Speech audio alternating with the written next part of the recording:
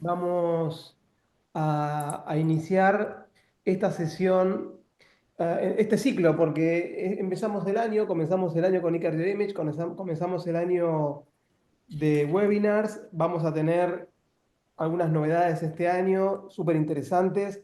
Todos los meses vamos a intentar hacer todos los meses un webinar gratuito con la presencia de Arturo.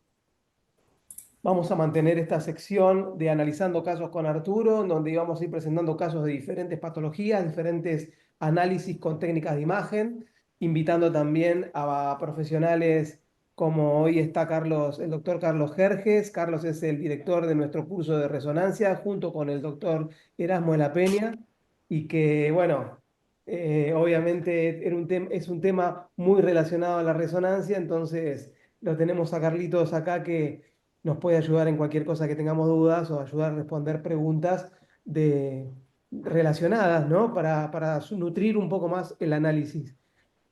Por otro lado, vamos a hacer un ciclo de sesiones muy interesantes relacionadas a la válvula aórtica y a la aorta.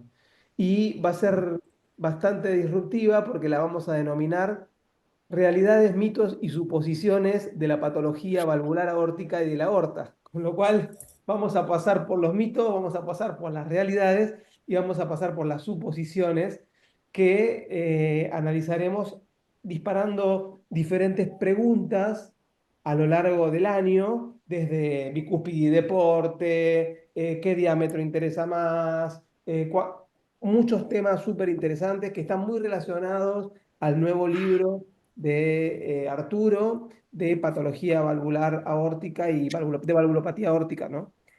Porque lleva todo, ¿no? El nuevo libro, ¿qué nos dice del nuevo libro, Arturo? El nuevo libro estoy acabando el último capítulo, que supongo que estará finiquitado cuando por Semana Santa. Ahora estoy con el deporte, en la patología órtica en el deporte. El anterior era patología órtica en la mujer, embarazo, etcétera. Y hay 14 capítulos que son de valvulopatía órtica. Una visión crítica, no es una réplica de las guías, sino más bien es retando a las guías, aceptando o no aceptando muchas de las cosas que tienen un nivel de evidencia no suficiente, pero que se toman como dogmas. Y aparte de los 12 capítulos que son de valvulopatía aórtica, pues después hay unos 20, 25 capítulos que son de diferentes patologías aórticas, de técnicas de imagen y de cirugía también, de todo un poco, para que la gente tenga un conocimiento transversal. Entonces yo creo que se presentará en junio y si da tiempo, ahí he soltado todas las imágenes de tag, reso, eco, etcétera, de alto valor que tenía, que he pensado que deberían exponerse, porque a veces en las charlas uno no saca todo lo que tiene, pero he entrado en todos los rincones del ordenador para poner en relieve toda la iconografía y todos los casos dudosos y los casos interesantes. Entonces, pienso que al final quedará muy bien. Espero, pero ha sido un tour de force de un año dedicado al libro. Buenísimo, buenísimo. Bueno, y vamos a apoyar en este libro en algunos capítulos y vamos a poner material de casos realmente interesantes que van a nutrir la versión online del libro con casos sumamente interesantes. Así que eso también va a tener un valor realmente alto. Bueno, Artur, les voy a compartir mi pantalla.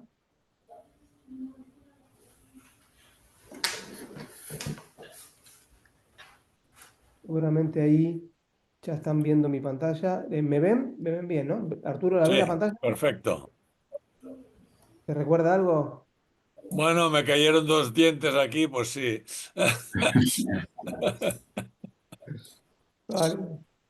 Bueno, muy bien. Bueno, Eh, una medalla de oro que no se merecía, pero que en todo caso se aceptó bien. Como muchas veces te dan medallas que después se oxidan, quise morderla para ver si era de verdad o no esta vez. Está bien.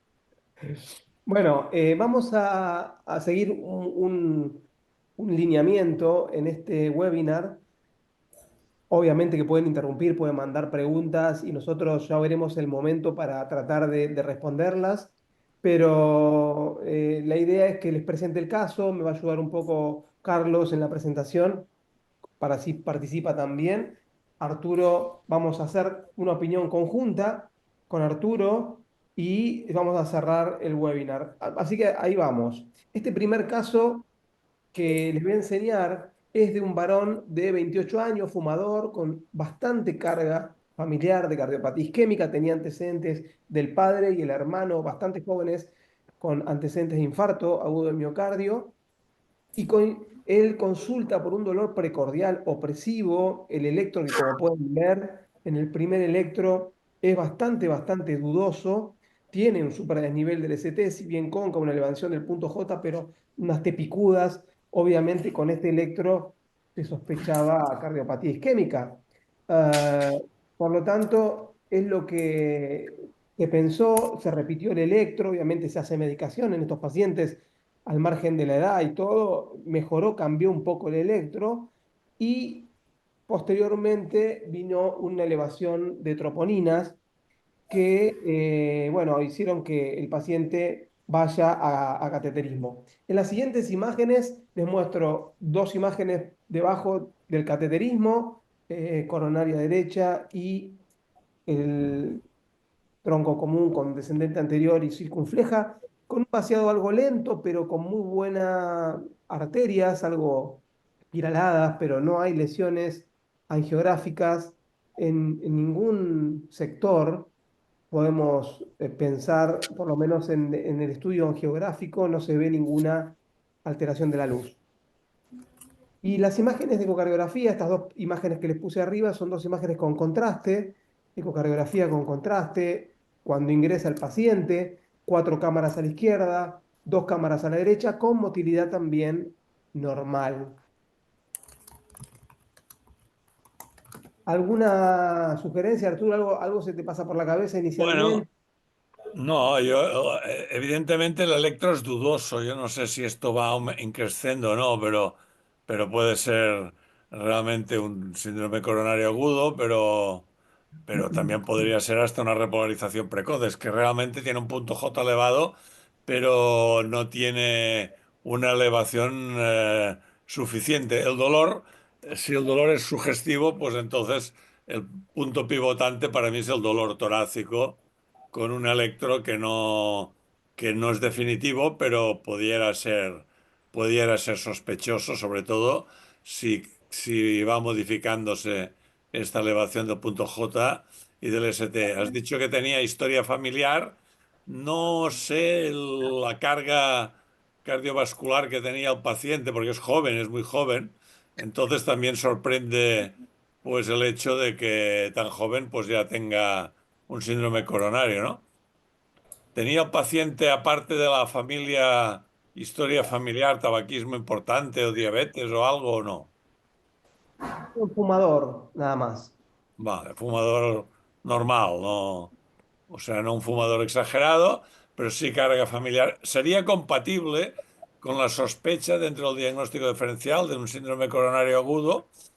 Pero realmente sorprende también, tampoco sé el nivel de troponinas que se elevaron, si se elevaron mucho o no, pero la motilidad es estrictamente normal, o sea, yo la daría por normal y en esto y unas coronarias sanas me deja un poco descolocado. Claro, siempre que tenemos estos pacientes con mucho elemento de carga familiar joven, sobre todo cuando los infartos son jóvenes, uno tiene miedo, ¿no es cierto? Y obviamente se lo mira con mucho cariño porque a veces hay algunas patologías, eh, obviamente de la sangre, trastornos de coagulación que pueden llegar a condicionar eh, problemas de este tipo. La verdad es que no hizo cuadro clínico de vasospasmo, no hizo cuadro clínico de disección coronaria y bueno, obviamente se sospecha uno lo que es la lesión isquémica porque, por el antecedente, pero cuando es joven uno tiene que barajar otros diagnósticos. Por lo tanto, cuando el paciente tiene lesiones, no tiene lesiones coronarias en la cinecoronariografía, lo pasamos para hacer una mirada del miocardio a través de la resonancia y esto tuvimos una serie bastante prolongada en ahí San Jordi, tú te acuerdas cuando trabajaba en San Jordi Sí, que en el mismo piso estaba el resonador de la sala de cine coronariografía y pasaba de la angiografía coronaria al resonador cuando no tenía coronarias por protocolo. Y eso nos dio mucho beneficio para poder hacer diagnósticos que pasaban por alto. Y en este caso, fíjense las imágenes, muestro a la izquierda imagen de cine, a la derecha imágenes de Realce Tardío de Gadoliño, y ahí si querés le damos paso a Carlos que puede comentarlos. Sí, muchas gracias por cederme la palabra.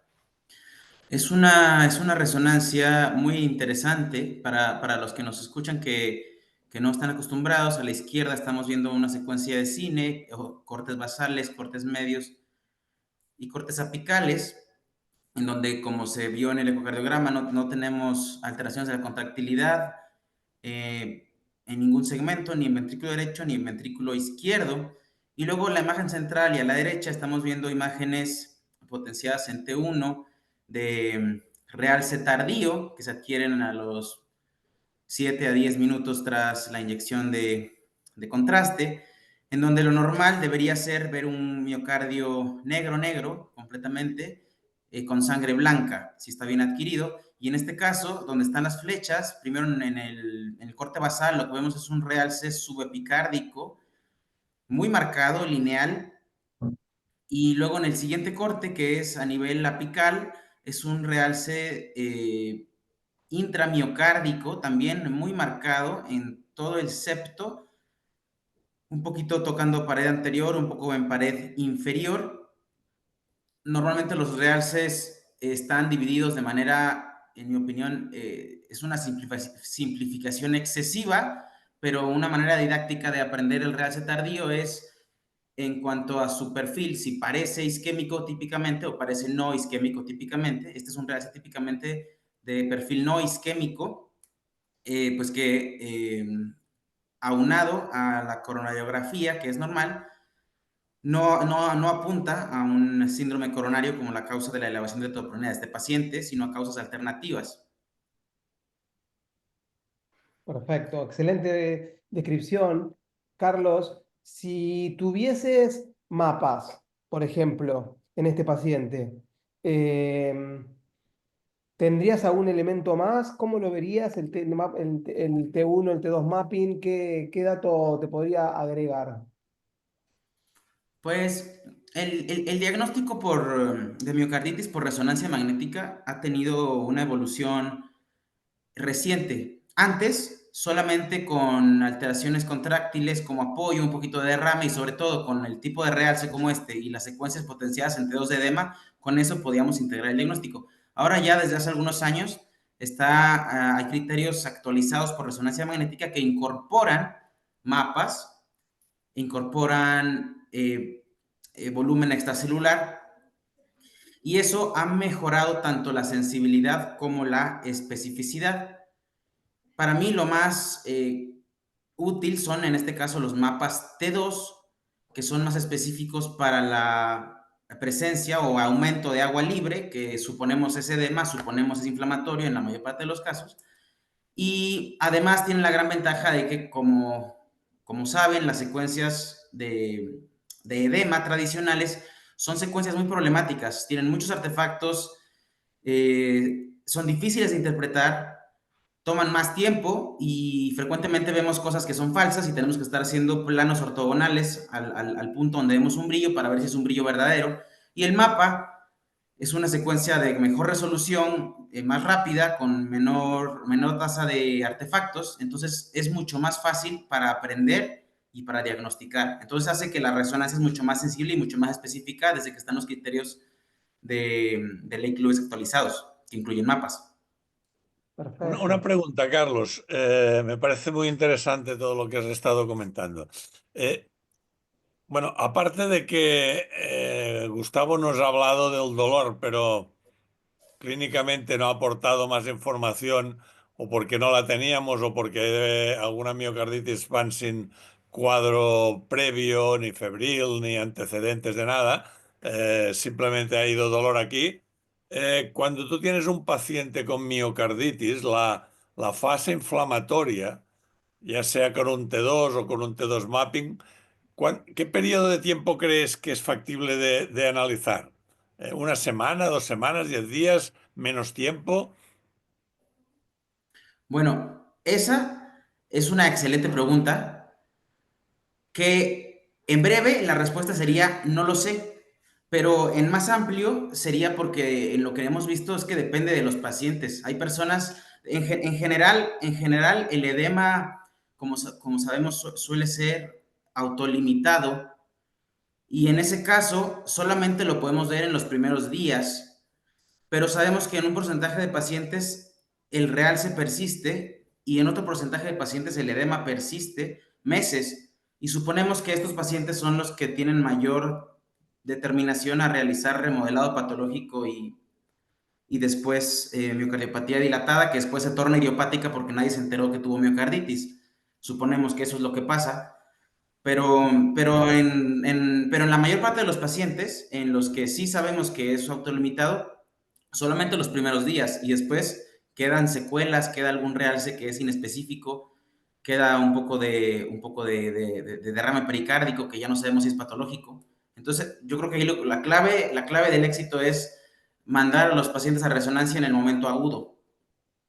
Perfecto. Sí, está muy bien la pregunta. Yo puedo aportar algunos datos de la serie nuestra. Esta serie es una serie antigua, no teníamos mapas en ese momento, pero sí los mirábamos muy, pero muy de cerca a los pacientes, desde el punto de vista clínico, desde el punto de vista del electro, desde el punto de vista de la ecocardiografía. Los agrupamos muy bien y le hicimos resonancia al ingreso, al mes y a los 3 meses. En este momento, inicialmente nos guiábamos fundamentalmente de la hiperemia, del T2-STIR, de la alteración de la segmentaria de la motilidad y del realce tardío. Y el realce tardío era el que más nos ayudaba. Y te digo que teníamos muy buena, o sea, separación de pacientes. Yo digo, ¿cuánto más realmente me puede mejorar el mapa? Porque la verdad es que nos hemos quedado de 60 pacientes con un 5% sin diagnóstico. Es poco. Pero bueno, evidentemente en algunos casos que teníamos dudas, quizá uno tiene un apoyo mayor con los mapas para poder tener un diagnóstico. Y lo que sí vimos es que, o sea, si uno puede hacer la resonancia lo más en agudo posible es mejor, pero si uno la tiene que hacer dentro de los 10 días porque lo tiene que mandar al paciente antes de quedarnos sin el diagnóstico, es importante hacerlo. Posiblemente en un Takotsubo, que nosotros encontramos un patrón muy específico que no se reportaba previamente, no lo vamos a encontrar porque 72 horas desaparece, pero en las miocarditis muchas veces tenemos alguna huella, ¿no? ¿No te parece, Carlos? Sí, sí, sí, totalmente de acuerdo. Con lo cual vale la pena hacer una mirada al miocardio y tratar de hacer el diagnóstico diferencial y fisiopatológico, porque, a ver, este paciente, no sé cómo lo ves vos, Arturo, ¿con qué medicación se iría si no hacemos el diagnóstico? ¿Y con qué medicación se va con este diagnóstico? O sea, uno lo llenaría de tratamiento de medicación antiisquémica o Bueno, solo supongo control de factores de que riesgo. dependería de los factores previos que hay, pero sí que sin tener el diagnóstico de miocarditis y una sospecha de síndrome coronario agudo a esta edad, pues le darías tratamiento de entrada fácilmente con estatinas, aspirina y lo que tú quieras. Lo que pasa es que probablemente no le serviría para nada en este caso, ¿no? Sí, pero quizá en este caso no, pero si el paciente tuviese uno la presunción de que fue isquémico, quizás se iría con medicación importante para la cardiopatía isquémica y si no, en este caso, teniendo el diagnóstico de miocarditis, quizás solo haría control de factores de riesgo. Sí, sí, sí. pero lo que es evidente es que, claro, si tenemos la coronariografía normal, o vas a buscar algún espasmo, bueno, se te hace difícil de plantear un tratamiento a largo plazo con la información que uno tiene, ¿no?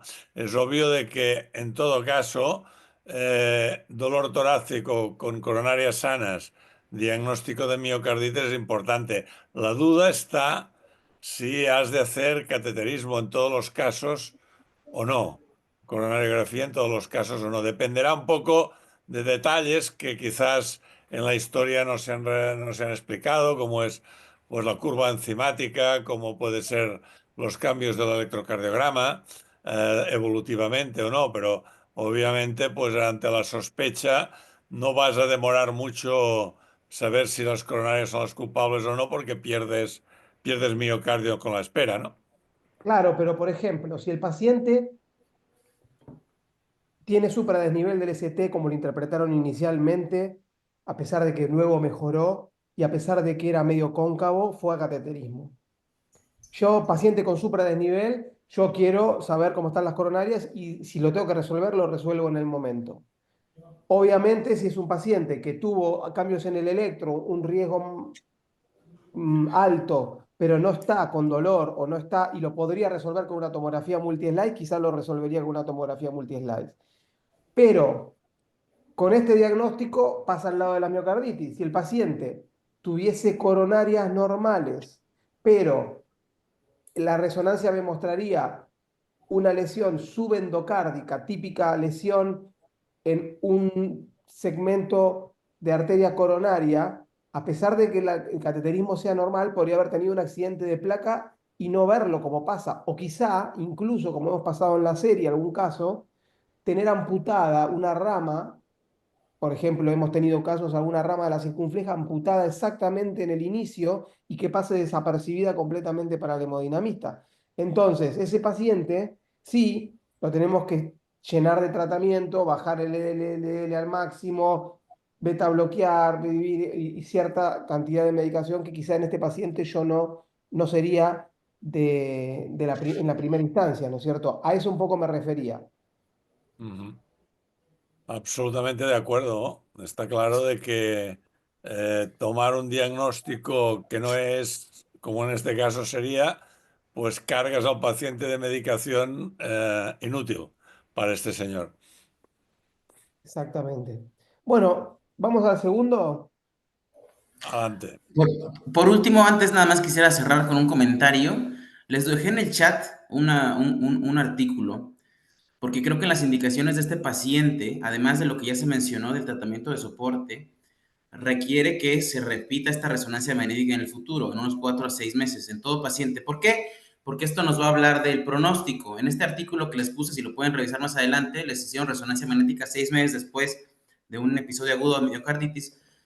Y en la mayor parte de los pacientes, 84%, desaparece el edema, desaparece el realce. Esos pacientes tienen cero eventos, es decir, sabemos que a los pacientes no les va a pasar nada. Pero en el otro 16% pueden tener persistencia de edema o persistencia de realce, y ahí es donde uno tiene diferentes subgrupos pronósticos. El paciente que persiste con cicatriz y persiste con edema tiene peor pronóstico, y el paciente que solamente tiene fibrosis pero ya no tiene edema y ya tiene remodelado, obviamente tiene el peor pronóstico. Entonces esa sería la otra, yo creo que tiene que irse ese paciente con la idea de que tiene que regresar al servicio de imagen en 4 a 6 meses, a ver cómo le fue con esa cicatriz que está bastante marcada. Y esto es aparte de la función ventricular, la fracción de eyección, es un Claro. dato de... Ujú, Sí, es el principal que conocemos, por supuesto. Uh -huh. ujú. Muy bien. Gustavo, dispara al siguiente caso. Vamos. Bien.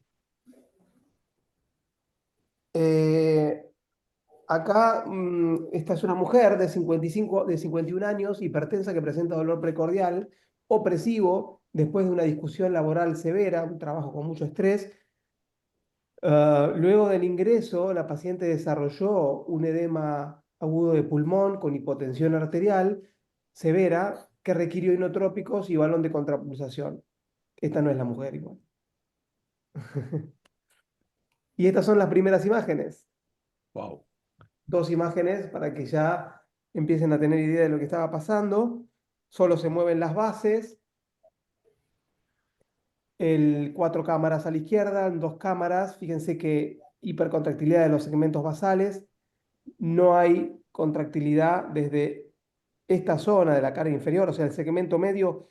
Yo lo tomo de referencia en esta patología porque generalmente no está afectado en una DA larga, en este caso sí está afectado, por lo tanto hay prácticamente asinesia de los segmentos medios y el segmento apical tiene una ligera disinesia.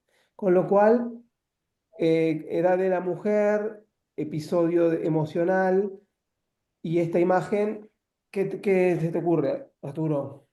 Bueno, yo creo que todo el mundo piensa lo mismo, ¿no? Un Takotsubo como primer diagnóstico, porque yo diría casi como único diagnóstico, o bueno, único en medicina no se puede decir, pero con 90%, por no decir 95% de opciones, ¿no? Claro, exactamente. Bueno, parece un Takotsubo clásico. Si no fuera Takotsubo, podría ser también un infarto apical en un paciente que parece Takotsubo típico. Sería la otra Sí, diferencial que podría o tener este sea, paciente.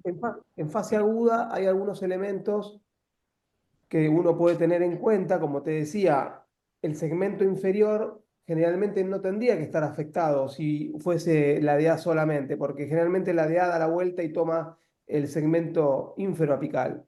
Este segmento generalmente no debería estar afectado, Es verdad. pero lógicamente uno, si bien, como dijo Arturo, tiene un 90% de posibilidades de que sea un Takotsubo, necesitamos ver la angiografía coronaria. Tuvimos la posibilidad de participar en un registro donde guardamos 12 Takotsubo consecutivos y hubo uno, el número 13, me acuerdo que no lo incorporamos en la serie. Tuvimos una imagen muy, pero muy, pensamos que era un Takotsubo y era una DA media, de una señora de 82 años, muy calcificada, una lesión que se había complicado. Y desde ese momento yo dije, bueno, miremos las coronarias, ¿no? Obviamente uno piensa que lo tiene muy claro desde la época del Takotsubo, pero este caso tiene 3D. Obviamente el 3D es muy bonito porque te marca lo que está marcando acá las flechitas, todo el ápex con disinesia apical y el cateterismo no mostró lesiones coronarias. Entonces el diagnóstico es de Takotsubo. Obviamente el diagnóstico de Takotsubo, a mi criterio, también incorpora la mejoría de la contractilidad con el tiempo, ¿no es cierto? Que es un dato muy importante. Y esta es la resonancia a las 24 horas. Eh, ¿Qué te parece, Carlos? Porque esto inicialmente cuando lo empezamos a ver y miramos ventaneando un poco, nos llamaba mucho la atención que la región que contraía bien del ventrículo izquierdo tenía una anulación normal, una cinética normal del gadolinio en estas secuencias y se veían completamente negras, pero en la zona donde empezaba la alteración de la motilidad se ensuciaba completamente el miocardio y daba una hiperintensidad tenue. Este realce tardío que nosotros, bueno, lo describimos y lo publicamos en Clinical Cardiology ya hace bastante y tuvimos 7 casos consecutivos que fueron los que publicamos.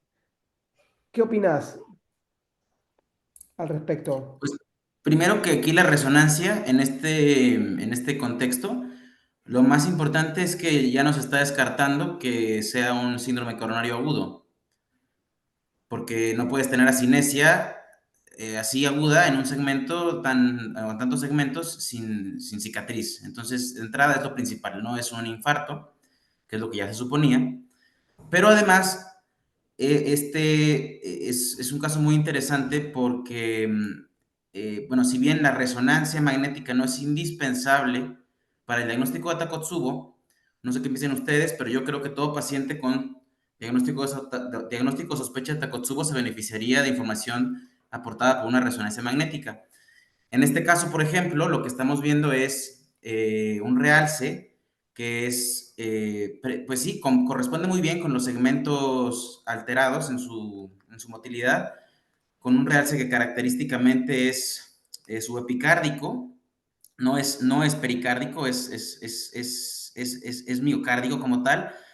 Y es interesante porque además el Takotsubo no necesariamente tiene, muchas veces puede no tener realce tardío. En realidad el realce tardío no es un criterio por resonancia para Takotsubo. Se supone que a mayor, o de hecho hay algunas series de casos donde a mayor realce, peor pronóstico teóricamente, aunque eso no hay todavía series grandes al respecto. Pero de entrada, esto es lo principal. Uno, el diagnóstico se confirma y dos, el pronóstico de este paciente podría ser un poco peor o podría durar un poquito más las alteraciones que un paciente que no tenga realce, que puede ser lo más común en muchos pacientes con Takotsubo. Sí, lo que Esta imagen clarita, que no es negra como las zonas hipercontráctiles o que son hipercontráctiles o normocontráctiles, ¿esto no lo puede dar el edema o es imposible? Es decir, esta señal de realce tardío que no es fetén, es un gris, ¿no? es Eh, un gris, pero es transmural, ¿eh?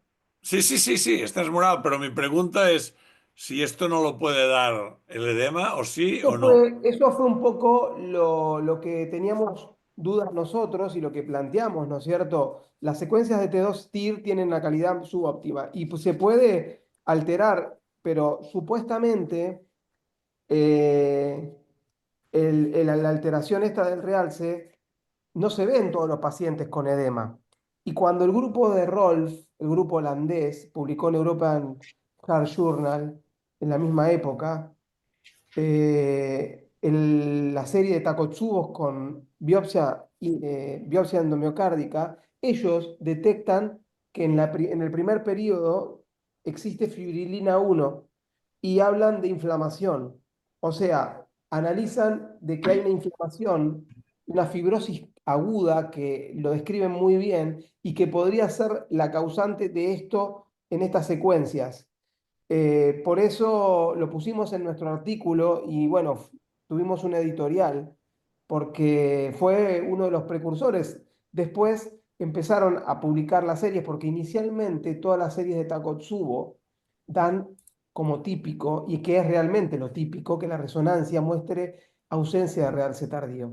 Porque generalmente no se hacen resonancias en fase aguda.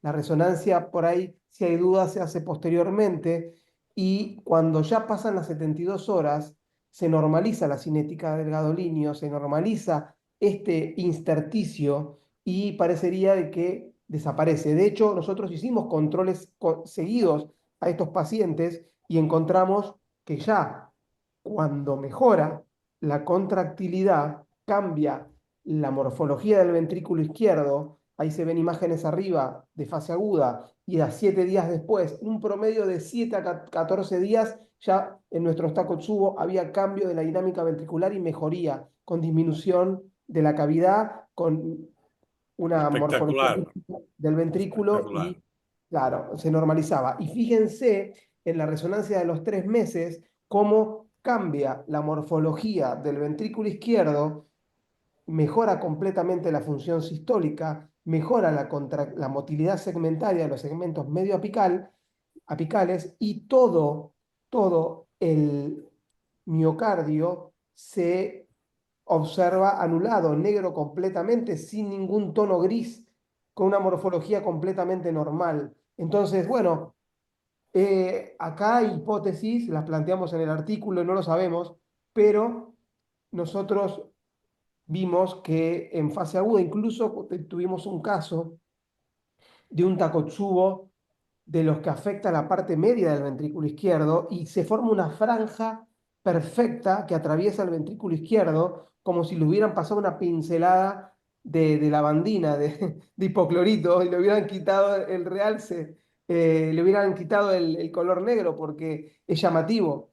Y la verdad es que, bueno, no tenemos con la fisiopatología exactamente clara, pero yo creo que hay un componente inflamatorio en fase aguda que altera de alguna forma el intersticio y condiciona de que el gadolinio persista en esa zona, no en la cantidad aglomerado como pasa en la cardiopatía isquémica, que forma un bodoque subendocárdico, pero sí difuso y quizás tenga también algo que ver el edema que se produce en esa zona.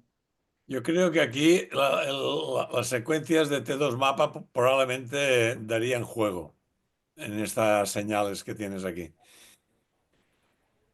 ¿Cómo lo verías, Carlos?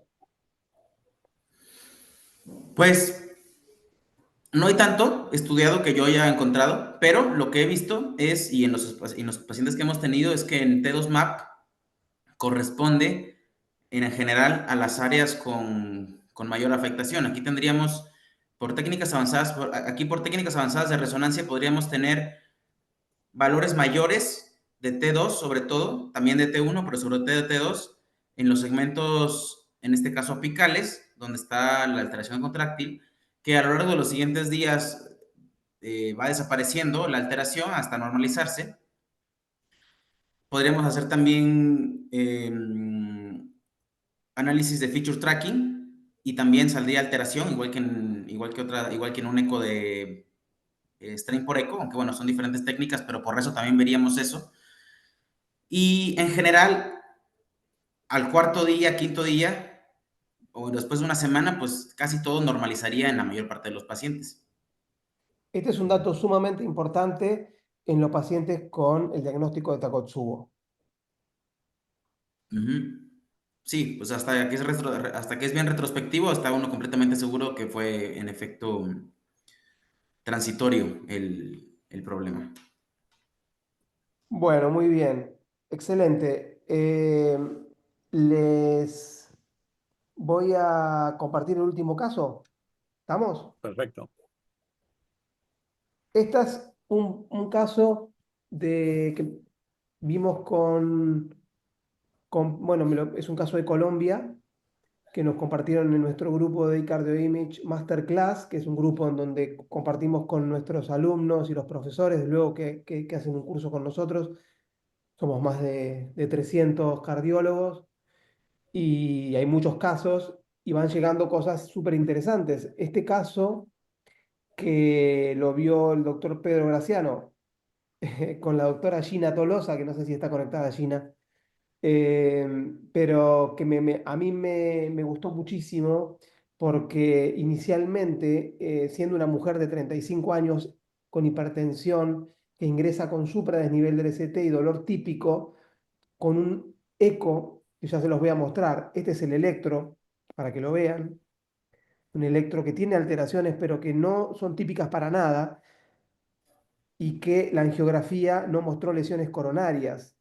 Cuando vamos a las imágenes que les voy a mostrar, les voy a mostrar directamente la reso, una primera imagen de 4 cámaras, Buah, tenemos esto.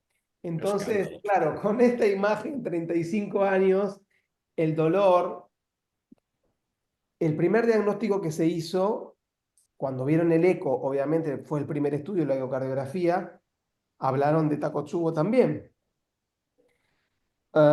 Y ahí es donde se realizó la resonancia magnética. Y la resonancia magnética ya hay algo que te llama la atención, que podrías agregar a la imagen esta, Carlos. Sí, lo primero es que la imagen, ya viendo la rezo, hay una clave aquí que, a mi punto de vista, eh, no indica Takotsubo, prácticamente descarta Takotsubo y es lo severamente adelgazada que está la pared, que habla de un proceso que, sea lo que sea que esté pasando, ya tiene meses, por lo menos. Claro. Es algo crónico, con un proceso que ha hecho un remodelado durante mucho tiempo. Entonces, esto, sea lo que sea, es crónico. Eso es lo Esto es muy primero. importante lo que estás diciendo, Carlos, porque a veces los ojos se nos van con la motilidad y no nos fijamos en el grosor, pero lo que dices obviamente es de cajón. No puede ser un Takotsubo cuando tienes un apex tan afilado que no tiene casi grosor. Y esto hace pensar, como tú dices muy bien, de que algo debe ser diferente, aunque por motilidad uno podría pensar en un Takotsubo, no pinta nada que la pared se haya adelgazado de esta manera. Sí, pero claro, a veces tenemos ecocardiografía y la ventana no es tan buena, o a Ah, veces no, no, por eco esto no lo ves igual. no, no, por Mm, ahí sí, pero por ahí en fases iniciales, por ahí la resonancia fue un poco más tardía. mm, En fases iniciales quizá no mm. había el espesor este, había más edema y puede que en el inicio por eso les pasó. Hay dos resonancias, yo no sé si esta es la primera o la segunda, pero quise poner la que mejor calidad tenía. Por lo tanto, este dato, que es sumamente importante, quizá avanzó con el tiempo evolutivo. Vamos a seguir Vale. mirando. Bueno, pero además por eco, el Apex suele ser, tiene este artefacto de campo cercano muchas veces. Apenas estaba viendo hace una semana un paciente que me parecía que tenía asinesia apical, no se veía bien, tenía pésima ventana, obesidad grado 3. Le hice la resonancia y lo que tenía era una miocardiopatía hipertrófica apical, nada más que no se veía en el eco. A veces es así, ¿no? El Apex en el eco, El pues eco, si no pones contraste, muy a menudo se te escapa el ápex y yo diría que igual hay un 25% de falsos negativos porque no ves bien el ápex, aunque seas un buen ecocardiografista, pero las ventanas no son fantásticas y como está muy cerca del transductor, a veces se te escapa cosas que tú mismo, después vistos a posteriori, dices, ah, pues quizás debía sospechar, pero en el fragor de la batalla cada día, pues a veces hay cosas que se te escapan. Es una limitación que es muy importante considerar.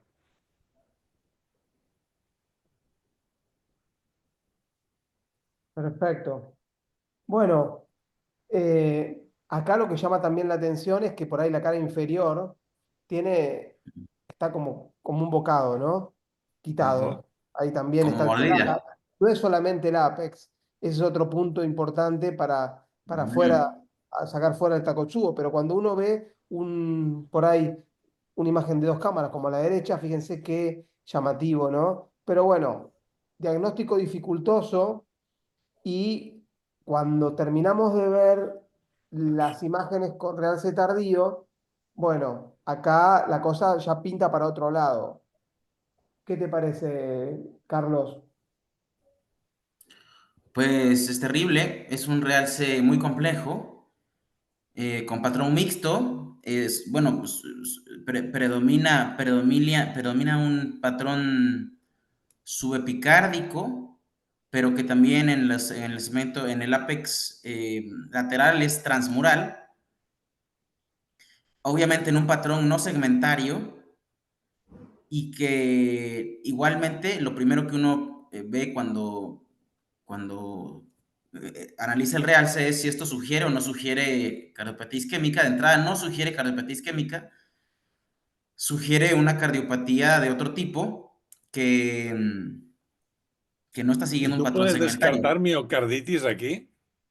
Antecedentes me refiero. Mm, ¿O es demasiado?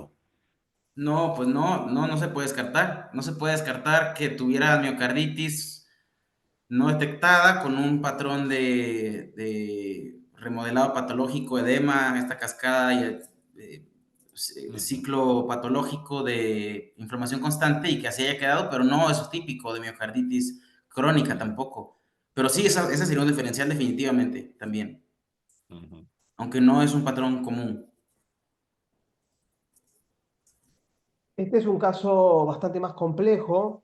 Inicialmente, cuando uno ve esto en el contexto de la paciente, piensa así, miocarditis es una de las opciones, pero porque se presentó con dolor y con esto, entonces el diagnóstico, uno parte el diagnóstico en miocarditis y el otro en una miocardiopatía genética, o sea, genéticamente determinada. Actualmente las miocardiopatías genéticas se sabe que en muchos casos pasan por fases calientes, hot phase, y que pueden condicionar como pusé de dolor o de que estén y detectar zonas de edema y un tipo de realce tardío de estas características. Entonces, esta paciente también siguió el estudio genético típico de un panel amplio de miocardiopatías y muestro el gen. Antes que nada, no tienes historia familiar previa, ¿no? No tenemos historia familiar previa. Vale.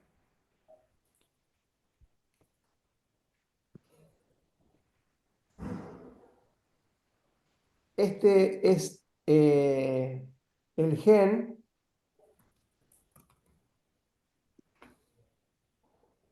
DSGW. Ya que ¿Mm? veo un icus ahí. Eh, este gen es un gen bastante frecuente en pacientes con miocardiopatía arritmogénica de, de ventrículo biventricular, es la desmogleína 2 y se ve frecuentemente, pero justo esta mutación la que se descubrió en esta paciente, la cataloga como BUS, o sea, variante de significado incierto, porque no estaba descrita previamente. Es una variante que no está descrita previamente, pero que en muchos casos esta alteración de este gen está asociada con esta miocardopatía. Entonces, uno cuando ve, pienso, ¿no? Y no sé si está Pedro,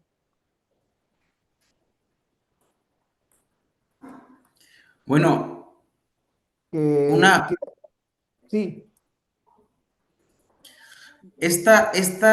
si este gen está asociado con miocardiopatía ritmogénica, pues a lo mejor el diagnóstico de esta paciente se puede abordar como una miocardiopatía crónica, probablemente inflamatoria, digo, esto en general debe tener algo de inflamación en algún momento, pero bajo el diagnóstico operacional, quizás, de miocardiopatía ritmogénica con fenotipo del ventrículo izquierdo, que a veces, que son casos exóticos, pero que suelen tener a veces realces impresionantes de este tipo. Ese podría ser quizás una de las maneras de abordar este caso si este gen está asociado con displasia o con miocardiopatía ritmogénica, que no es un fenotipo típico, pero ya está cada vez con más fuerza este diagnóstico.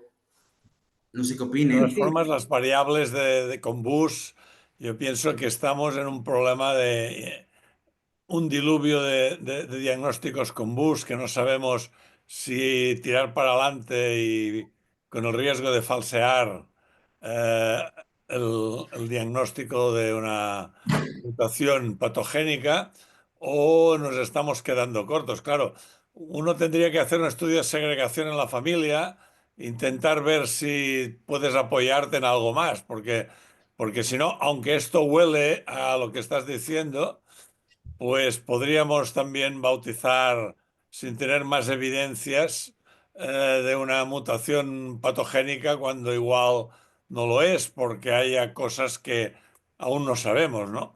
Entonces yo entiendo de que el estudio familiar sería obligado aquí. sí, la verdad es que yo me pongo a revisar con inteligencia artificial, con el chat GPT, con un par más, a ver qué me dicen cuando tengo este tipo de variables para ver si me aporta algo más. La verdad, me encanta lo que sale, ¿no? Yo le puse, obviamente, le conté el caso clínico y me llama la atención esta variable que es tal y cual. Me dice, la variante identificada no se encuentra actualmente reportada en bases ClinVar, HGMD ni la literatura indexada, por lo cual fue clasificada como BUS. Sin embargo, su localización en una región funcionalmente relevante del dominio extracelular de la proteína de hemogleína 2, sumado a la naturaleza del cambio aminosídico, que es triptófano por leucina, sugiere un potencial impacto funcional. El contexto clínico es altamente sugestivo de una miocardopatía arritmogénica biventricular o una variante fenotípica similar con afectación estructural cementaria, disfunción ventricular moderada y antecedentes familiares con arritmia, que tenía antecedentes. Ahora que me lo pone.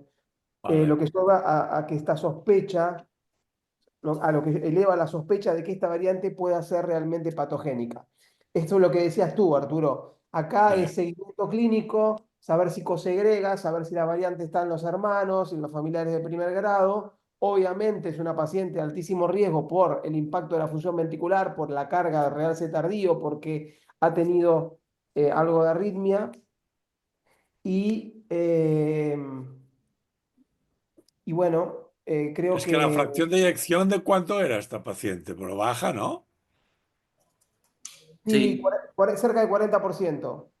Ah, pues yo hubiera dicho menos y todo.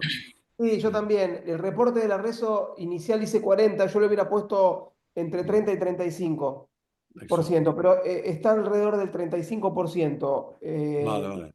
de fracción de eyección. Es baja. Es una fracción de eyección baja y bueno, fíjate cómo una paciente que por primera vez la conocemos con un síndrome coronario, con una imagen de dolor precordial, que tiene una gran asinesia apical, con la resonancia ya sospechamos algo totalmente diferente, terminamos en un estudio genético que muestra una mutación que posiblemente sea patogénica, aunque no tenemos la confirmación, y pasa la paciente a otro escenario completamente diferente, en donde tendríamos que verla con un grupo más experto de miocardiopatías, definir la necesidad de desfibrilador implantable, hacer tratamiento anticoagulante y mejorar muchísimo al máximo el tratamiento para insuficiencia cardíaca.